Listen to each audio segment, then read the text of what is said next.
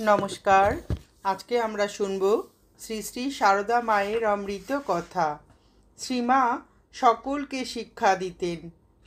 তিনি বলতেন, মানুষ স্বীয় কর্মেরই ফল ভোগ করে, এই জন্য অপরকে দোষী না করে ভগবানের নিকট প্রার্থনা ও তার কৃপার উপর নির্ভর করে ধীরভাবে সকল অবস্থায় সহ্য করে যাওয়াই প্রয়োজন। মা একবার ইন্দুমতী দেবীকে বলেছিলেন, দেখ দেখ তোরা ছেলে মানুষ, খুব সাবধান হয়ে কাজকর্ম করবি। আমার ঠাকুর হাত পাওয়ালা, অসাবধান হলে তোদের অপরাধ হবে। জনৈক ভক্তের সঙ্গে কথায় কথায় কর্মের কথা উঠলে মা বললেন, সর্বদা কাজ করতে হয়, কাজে দেহ মন ভালো থাকে।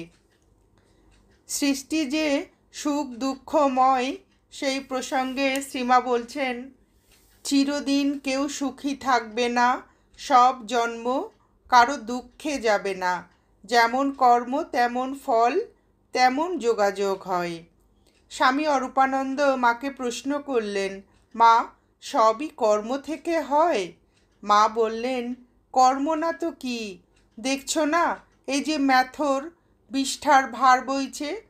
অরূপানন্দ ভালো মন্দ কর্মপ্রবৃত্তির আদি জানতে চাইলে মা বললেন, ঈশ্বরের ইচ্ছা ছাড়া কিছুই হবার সাধ্য নেই, তৃণটিও নড়ে না।